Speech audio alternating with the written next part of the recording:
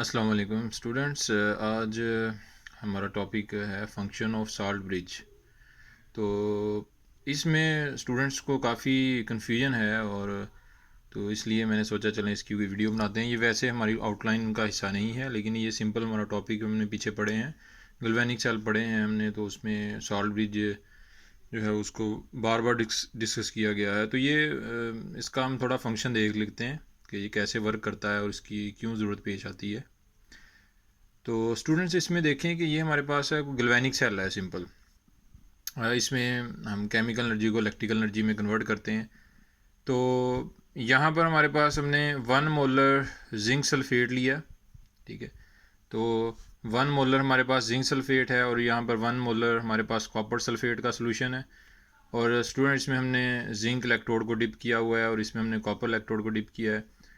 तो oxidation potential जो है वो जिंक का ज़्यादा है, इसलिए जिंक इलेक्ट्रॉन दे रहा है, और कैथोड जो है इसका रिडक्शन पोटेंशियल ज़्यादा है और ये इलेक्ट्रॉन गेन कर रहा है। जिंक पे जो है एनोड है ये, और ऑक्सीडेशन हो रही है, और यहाँ पर हमारे पास कॉपर पे रिडक्शन हो रही है। तो स्टूडेंट्स यहाँ पर हमने सॉल्ट ब्रिज लिया है।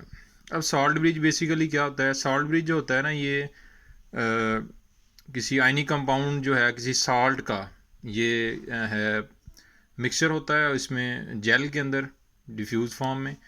और ये क्या करता है बेसिकली, ये दोनों तरफ चार्जेस को एक्यूमुलेट नहीं होने देता। अब चार्जेस कैसे, क्या मतलब है इसका? स्टूडेंट यहाँ पर हमने पढ़ा था कि जिंक जो इलेक्ट्रोड है, ये अपना जिंक के जो एटम्स हैं इस इलेक्ट्रोड में, वो क्या करते हैं, इलेक्ट्रोड के ऊपर इलेक्ट्रॉन जमा होते जाते हैं। इलेक्ट्रोड के ऊपर इलेक्ट्रॉन जो हैं वो एक्यूमुलेट होते जाएंगे, और जो जिंक के एटम हैं वो कैटाइंस की फॉर्म में सॉल्यूशन के अंदर आते जाएंगे। और स्टूडेंट एक स्टेज आएगी कि ये जो एनोड है ये बहुत बारीक हो जाएगा, ठीक है। और ये जो इलेक्ट्रॉन देकर जिंक के आयन आ रहे हैं इलेक्ट्रोड को, तो जिंक के अपने ही एटम्स जो इलेक्ट्रॉन इस इलेक्ट्रोड को देकर कैटाइन की फॉर्म में सॉल्यूशन में आ रहे हैं, वो इलेक्ट्रॉन इनके किधर जा रहे हैं स्टूडेंट? वो जा रहे हैं कैथोड की तरफ। तो कैथोड में से इधर कॉपर के आयन पड़े हुए हैं, तो कॉपर के आयन वो इलेक्ट्रॉन लेकर कैथोड की सरफेस के ऊपर एक्यूमुलेट डिपॉजिट होते जा रहे हैं, ठीक है, डिपॉजिट होते जा रहे हैं। तो स्टूडेंट यहाँ पर हमारे पास कौन सा हो क्या रहा है बेसिकली? स्टूडेंट इस सेल में अगर देखें तो कौन सा आयन बढ़ रहा है, किस आयन की कंसंट्रेशन बढ़ रही है? अगर गौर करें तो इसमें जिंक आयन की कंसंट्रेशन बढ़ नहीं रही, ठीक है। तो जिंक आयन एक तो सोल्यूशन के थे, दूसरे जिंक आयन कहाँ से आ रहे हैं? इलेक्ट्रोड जो है वो किस में रिलीज करता जा रहा है? सोल्यूशन के अंदर। और उन के इलेक्ट्रॉन किधर ट्रांसफ़र करता जा रहा है? कैटाइंस के इलेक्ट्रॉन को कैथोड की तरफ। तो सोल्यूशन इधर तो स्टूडेंट्स इधर जिंक आयन बढ़ रहे हैं, इस सेल में की कंसंट्रेशन बढ़ी है। और इधर क्या हो रहा है? तो स्टूडेंट यहाँ पर अगर देखें तो कॉपर के कैटाइन कम हो रहे हैं। कौन से कॉपर के कैटाइन क्यों कम हो रहे हैं? क्योंकि कॉपर के कैटाइन सोल्यूशन में से, कॉपर के कैटाइन जो हैं वो सोल्यूशन में से डिपॉजिट हो रहे हैं कॉपर इलेक्ट्रोड की सरफेस के ऊपर। तो स्टूडेंट इधर कॉपर आयन कम हो रहे हैं, कौन से आयन बढ़ रहे हैं? Sulphate ion. तो यहाँ पर हमारे पास सल्फेट आयन बढ़ रहे हैं, और यहाँ पर हमारे पास जिंक आयंस की कंसंट्रेशन सॉल्यूशन में बढ़ रही है। तो स्टूडेंट्स यहाँ पर फिर क्या होगा अगर हम सॉल्ट ब्रिज ना लगाएं? अगर हम सॉल्ट ब्रिज ना लगाएं तो क्या होगा? यहाँ पर जिंक आयन इतने बढ़ते जाएंगे, इतने बढ़ते जाएंगे कि ये जो जिंक आयंस हैं ये इलेक्ट्रोड की तरफ मूव करने लग जाएंगे। एक स्टेज आएगी जब जिंक आयन की बहुत ज़्यादा कंसंट्रेशन हो जाएगी, तो जिंक आयंस जो हैं वो किसके इर्द गिर्द एक्यूमुलेट हो जाएंगे, जो है वो इसको इलेक्ट्रोड को घेरे में ले लेंगे, और ये जिंक आयंस इन इलेक्ट्रॉन के पास आ जाएंगे, इस इलेक्ट्रोड के करीब आ जाएंगे। और क्या होगा कि ये जो इलेक्ट्रोड है ये जिंक आयंस को सॉल्यूशन में डिसोशिएट कम करेगा। ये जो जिंक का इलेक्ट्रोड है, जब जिंक आयन सॉल्यूशन में बहुत ज़्यादा बढ़ जाएंगे तो ये जिंक इलेक्ट्रोड मज़ीद जिंक के एटम्स को कैटाइन की फॉर्म में सॉल्यूशन में रिलीज़ नहीं करेगा, जिसकी वजह से इलेक्ट्रॉन जो हैं वो मज़ीद ट्रांसफ़र नहीं होंगे और आपका जो वर्किंग है सेल की वो रुक जाएगी। तो स्टूडेंट्स इधर क्या होगा, इधर कॉपर के कैटाइन इतने कम हो जाएंगे, सल्फेट के आयन इतने बढ़ जाएंगे, जब कॉपर के कैटाइन कम हो जाएंगे तो कॉपर के कैटाइन बचेंगे ही नहीं कि वो जाकर इलेक्ट्रॉन लें कैथोड से और रिड्यूस हो जाएं।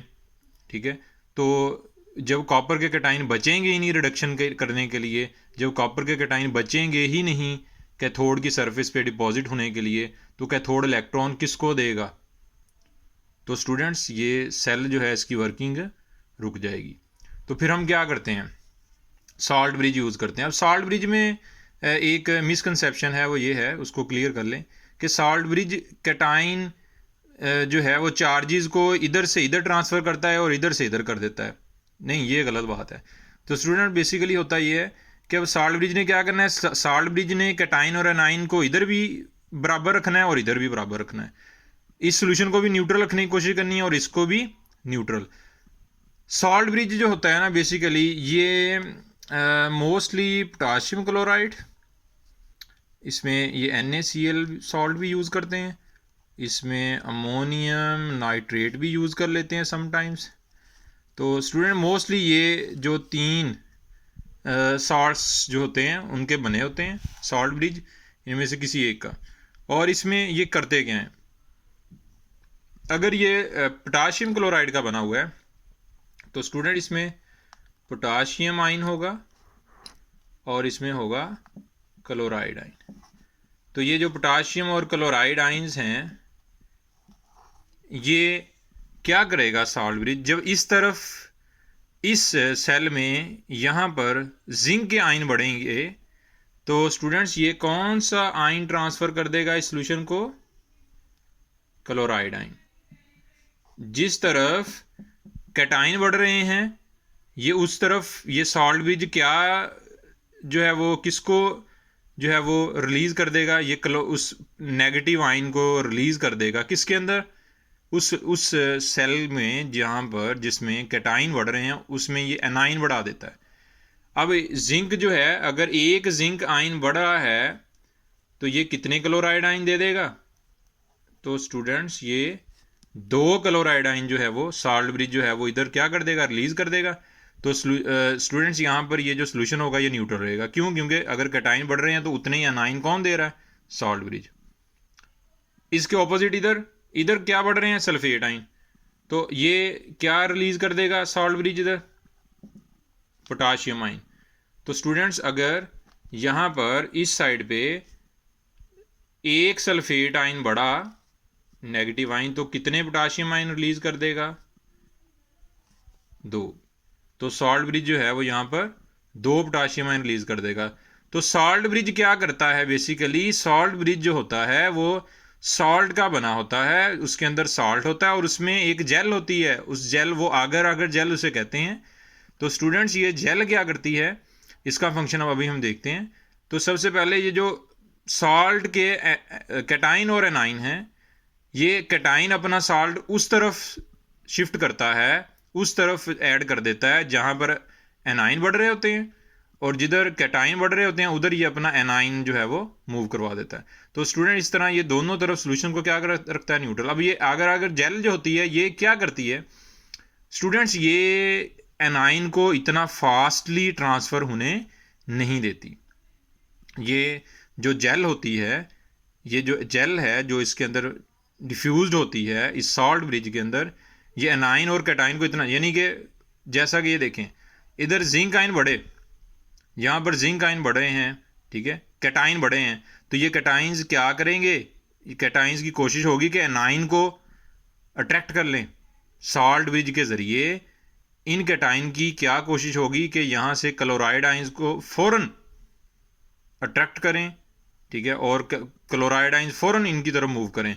तो स्टूडेंट जो जेल होती है आगर आगर जेल, वो इन एनाइंस को कैटाइंस की तरफ इतना तेज़ी से मूव होने नहीं देती, वो उतने ही क्लोराइड आयंस को ट्रांसफ़र करती है जितना कि कैटाइंस को न्यूट्रल होने के लिए चाहिए होते हैं। तो स्टूडेंट इधर नेगेटिव आयन बढ़ते हैं, सल्फेट आयन बढ़ते हैं, तो एनाइन बढ़ते हैं, तो ये फ़ौरन सॉल्ट ब्रिज से पॉजिटिव आयन लेने की कोशिश करेंगे। तो कैटाइन जो अगर जेल होती है वो क्या करती है कि कैटाइंस को बहुत ज़्यादा अमाउंट में ट्रांसफ़र होने नहीं देती, उतने ही कैटाइन आएंगे जितने के सल्फेट आयंस को न्यूट्रल होने के लिए चाहिए।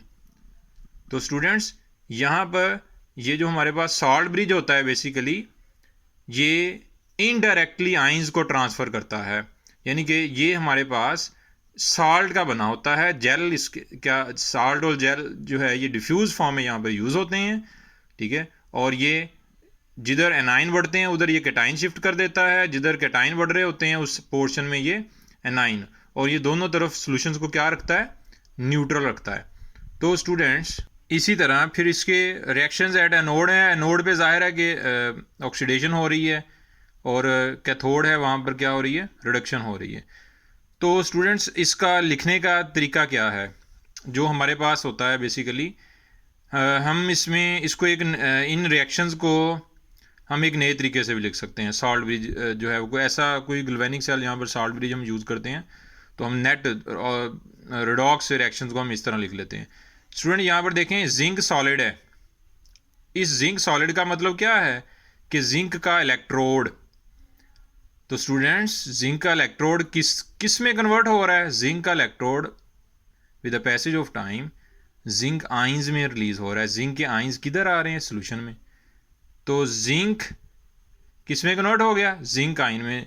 जिंक आइंस किस में, जब इसने ये जो जिंक का इलेक्ट्रोड जिंक आइन में गया तो जिंक आइन किस में जा रहे हैं, सोल्यूशन के अंदर। सोल्यूशन की मोलैरिटी कितनी है, 1 मोलर।